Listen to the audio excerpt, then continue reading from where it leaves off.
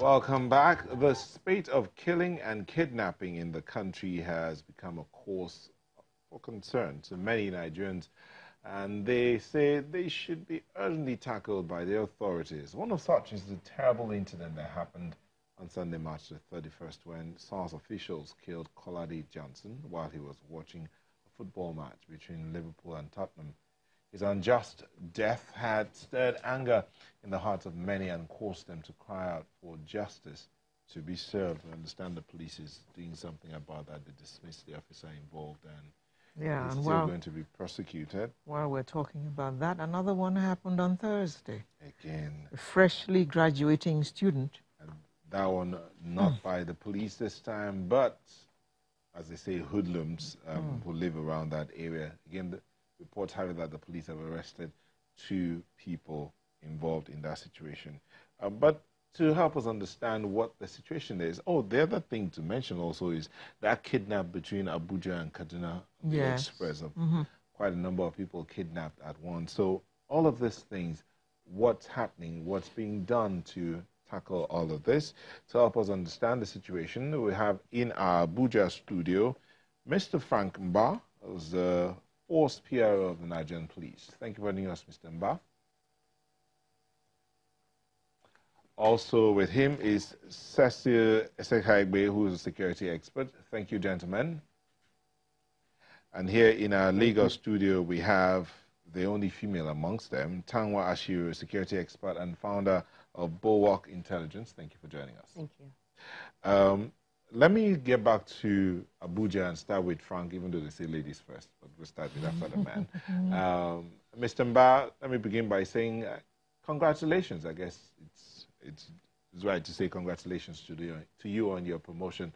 But this matter that is burning right now, the different incidences that have taken place, the Kolade Johnson, the young graduate that was killed by the hoodlums, and that matter between Abuja and Kaduna, how's the police handling all of this?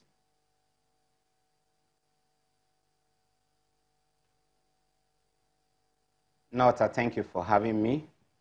The incident that happened in Lagos involving the unfortunate death of Kolade Johnson is really, really, for lack of better words, a very unfortunate one indeed. The police high command, right from the top, from the Inspector General of Police to the least officer, and as represented by the Commissioner of Police in charge of Lagos State, I've actually sent out our condolences to the family. If you follow that incident closely, you will see that the Commissioner of Police had to personally visit the family. It was not a publicity stunt. It was clearly an act that flows from the deepest depth of us all. Like I've said in other fora, fundamentally, police officers are employed, trained, equipped, and paid by the public to protect and preserve lives and property. It is therefore a paradox of sorts, a contradiction in terms, for them to begin to take the very life they are paid to protect. But I also want to say this with every sense of responsibility. No police officer goes out in the morning desiring to just go out and kill. But the truth is, you are a trained person, you've got rules of engagement, you've got your code of conduct, and if you go out and use your firearms in any manner inconsistent with your code of conduct or rules of engagement, you must be made to pay dearly for it. If you say that incident, it is one that touches on the very heart of policing. And the challenge here is that in policing, mistakes are usually very costly. The only analogy I have is perhaps the aviation. It doesn't matter how well you've performed. once there is a major accident in the aviation industry, it will shake everyone. It will shake top to bottom. And so in policing, because we deal with very sensitive clients, the population, the citizens are our clients, and because our activities touch on the lives of our clients, once you make mistake, it is disastrous. And that's why you are trained to be very proficient in the use of your firearms. That incident is one that none of us want to witness again. And I also want to say something. Whenever there is killing of this nature, as police officers, we grieve twice. We grieve because fundamentally we are part and parcel of the community that have lost a life. Because first and foremost, as a police officer, you did not fall down from heaven. You are part and parcel of the community. You live among the community. You've got a father, a mother, brothers, sisters, cousins, nephews. And so you are part and parcel of that community that have lost a dear one. So you grieve. You grieve, secondly, because you are part and parcel of a constituency that has been involved in an incident that have led to the death of somebody who is also a member of your community. So you grieve because you've lost a brother or a sister, and you are grieving because you are in a way connected with the act or the contact that led to the loss of the life. So we grieve doubly every time we lost a life in the manner in which this incident happened. And that's why when that incident happened, we moved out very quickly, not only to connect with the family, empathize with the family, but join in trying to make sure we take actions that send very strong messages out there that this regime, the leadership of the police today, will run and will insist on zero tolerance to such acts. The officers were immediately arrested. They've been tried in orderly room. They've been dismissed. They are currently facing prosecution in a conventional court of law. That officer that pulled the trigger has been remanded in prison custody, specifically Ikoyi prisons. On Monday, the duplicate case file will be sent to the DPP for legal advice. And in matters like this, sometimes we also prefer that officers from the Ministry of Justice take over the prosecution of those cases. That's because we want people to see that justice is not only being done or being served, but that they are being transparently and manifestly being served. So even in this case, we will insist that our own law... Mr. Mba, I asked you to talk about how the police is handling this plethora of cases, not just about the Kolade Johnson case. There is a case of the boxer that was killed in Ondo. There is the kidnapping situation between Kaduna and Abuja. Now let's go into the cases of other Nigerians. Like the one you said, you've already stated the fact that the police have actually arrested persons who are connected with the killing of that young person. To be honest, I don't have the facts of that case before me, but I can assure you that every life, the life of every Nigerian matters to us. It is our fundamental responsibility to protect those lives, and we'll go all out the way. We will do everything that is humanly possible, everything that is administratively possible, and everything that is operationally possible to ensure that we are able to not just discharge our responsibilities, but discharge them excellently well. The challenges of kidnapping, particularly on Abuja-Kaduna Highway, is something that the Inspector General of Police considers very, very critical. And that explains why he was personally on that road yesterday to launch Operation Puff Adder. That operation is designed to tackle situations arising from the activities of armed bandits, not just on Abuja-Kaduna Expressway, but also in other states across the Federation. That operation is taking place simultaneously along that road in Zamfara, in Niger, in Katsina, and in parts of Kogi State. You will understand that we are just coming out of a general election. Before that general election, we raised alarm about the buildup of arms within the polity. We did take very drastic actions to try to mop up those arms. We mop up substantially, or we mop up a substantial quantity of those arms. Working with the customs, we were also able to intercept a whole truckloads and container load of some of these arms that were destined to be used by probably some actors ahead of the elections. But I am sure that there are still plethora of arms out there, and some of these weapons are in the hands of very bad people. Mm. All right, so these are part of the challenges we'll be tackling right now. Okay. Let me interrupt you there and bring in Cesar Sekagbe. Tell us what you think.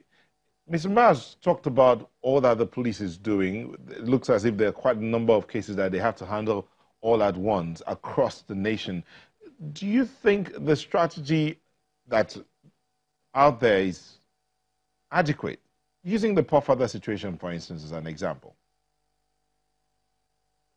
Well, Frank has eloquently spoken as a spokesman of the Nigerian police force. I would want to take a new dimension and speak as the spokesman of Nigerian citizens, the ordinary citizens on the street. You see, the police is overstretched. The police is seen everywhere. But in modern policing, the police cannot do it alone. It's the policing and security of the citizenry. It's a collective responsibility of everybody. But be that as it may, we are fond of looking at the effects of a problem rather than looking at the causes of those problems. Now let us look at, the weapons of violence. The weapons they use in these carnages, where are they coming from? This brings us to the issue of proliferation of small arms and light weapons. And what are the remedies to this kind of phenomenon? So if you don't track them from the root and start looking at the effect and the pernicious effect of these things, we're not going to get anywhere. Now, we're talking of police reforms. The other time, there was a committee that said they were setting up for police reforms. But you remember here in this studio, I said I raised a concern why the IG will head that committee. And till this moment, I don't think we've had anything. But let's give the benefit of doubt to this new IGP who has, shown some trace of professionalism.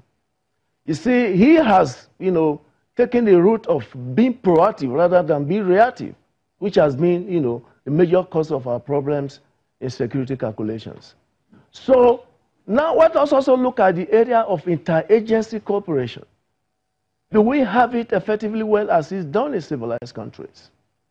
As I'm talking to you today, there are over 300 million arms, small arms and light weapons in wrong hands. Over 600 illegal weapons in circulation in West Africa, 70% of it reside in Nigeria here. How do they come in? What efforts are we making to address this malaise? It is not a question of setting up committees. We have gone beyond the stage of setting committees on task force basis, ad hoc arrangement. Every plan you would do to secure lives and property must be a deliberate plan. Follow the books, follow the rules of engagement. We are tired of ad hoc system. We are tired of task force system. Let me tell you about proliferation of small arms and light weapons. The ECOWAS moratorium of 1998 gave a leeway to how countries can better manage the proliferation of small arms and light weapons. After that, the United Nations took the initiative and said countries should set up, national commissions, to tackle this menace of small arms and light weapon proliferation. As of today, we have not got that kind of commission. The 8th Assembly, the House of Representatives, made a move to enact, a legislation to form a commission on these small arms and light weapons. How far have they gone? If you don't do this in a realistic manner, if you don't put your finger on the scale in favor of proactiveness rather than reactive actions, we'll continue to have these problems. Now look at the issues of armed robbery and other security challenges. What do you want the police to do? How equipped are your policemen? The Nigerian policeman, the Nigerian police as a whole, the United Nations says about 400 policemen, about 1 policeman to 400 individuals. In Nigeria, it's about 1,000, it's about 1 policeman to 1,680 citizens. The Nigerian police, how adequately trained are they? The Nigerian police, how adequately armed are they? How are they funded? How do you look at the normal policeman on the street? You see, we are very, very easy to condemn. We are quick to pass dismissive comments. But let us get it right. The policeman you want is what you get. If you want, a well-trained, compact, and well-equipped policeman that will tackle the menace of security challenges, you're going to get one. But if you want a policeman for having a policeman's sake, you're going to have problems. Look at the issue of politicians who have policemen as orderlies. Let them withdraw these policemen from them, and let us face the same challenges we face on the street when we are traveling to our villages. When you withdraw these policemen, the policemen will have enough manpower to do their job. These same political actors are the ones that import some of these weapons to arm their thugs. We know how Boko Haram started. We know how the electioneering campaign have started. We know what happened. So how do you tackle this menace? How many people have been arrested in this process? If you don't get them arrested, and with a broken criminal justice administration, we are just scratching the foot. The police need to be equipped. The police. Cecil, thank you. Let's bring you back here to the Lagos studio. Sanwa, you've been listening, and I saw you moving at some points. Why are you... I mean, well, everything has been well said, and Mr. Cecil really talked about what I was going to say in the area of being proactive versus being reactive. Now, we've really mastered the art of reacting, which is good, especially in the area of the killing of the late Coyote. Now, the thing is, the police responded quite adequately. They visited his family immediately. Justice was meted out to the officer. He was apprehended. He's been put into jail. All of that, that's fine, and we're very appreciative of that. However, we need to know what is being done going forward to make sure that it doesn't happen again. And I think that's the aspect, really, that's always missing. That's the proactive aspect. Now, also, when Mr. Uba was talking, I was listening to him, and in my mind, I'm like, you know what, sir, I believe you 100%. I believe everything you're saying. Oh, the lives of the Nigerian citizen is very important to us. But is the same message really trickling down to the tactical, the local, I would say the foot on the street? On the street. And let me give you my own personal experience. Just last night, I went to buy petrol at a petrol station. And there was a lady who was sort of blocking off my car, but she, made a gesture that please just bear with her. And I said, no problem. Sat there eating my cracker, and I was just going to wait for her to finish up. Eventually, she finished with the car, opened the trunk. There was keg in there. And the other guy was big. Not a problem. I had no issues waiting. I wasn't in a hurry. Finally, she drives off, and I was just pulling, right behind her, and I was going. And I saw a man, a mopo. So he had on the polo shirt, trousers, and slippers. I even thought he was attached maybe to the petrol station, and perhaps he was just walking across the east himself or to check out the traffic or something. So anyway, I let him go, and I was just riding right behind him, but he was walking. Next thing, he turns around, and he said, madam, something they do you. Are you okay? I mean, you don't decrease. You don't see I'm trying to clear the road. He immediately just began insulting me. I mean, the entire time, like I said, I was actually very calm because it was a long day. There was traffic everywhere anyway. So I'm eating my crack, and I'm just staring at him. And he rolls out insults upon insults. So finally, when he was done, he said, just move this your stupid motor, and they go. So I moved forward, and I won down. Again, I'm in the industry. I'm a prior military person. So we see, when you see people behaving badly and behaving in a manner they shouldn't, sometimes you can just ignore it. Sometimes you have to address it. But in this case, I had assessed him. He wasn't a threat because he didn't have a weapon. If he had a weapon, I would have just ignored him and driven off, because the level of emotion that was in there and how he was raining out these abuses. So I went down, I said, sir, Oga Police, why will you talk to me like this? No need for disrespect. Now, my friend, get out. Your husband no train you well. Why just they talk like this? So he went on and on. I said, and I kept quiet. And when it was done, I said, sir, you see now, if we call your IG now, before I finish, he goes, IG? What stupid IG? Go punish the IG. My jaw dropped at that point. If he has complete disregard for his own leadership, what makes me think he will have any regard for me, who has no control over his welfare or anything? And imagine if at that point he had a weapon. With the level of vitriol he said that with, he easily could have cocked it. Who are you talking back to me? So when he said that, I said, you know what, that's fine, I'll go off. Hold on. Yes. Don't go off. We'll come back to you to finish up on this. Don't go away.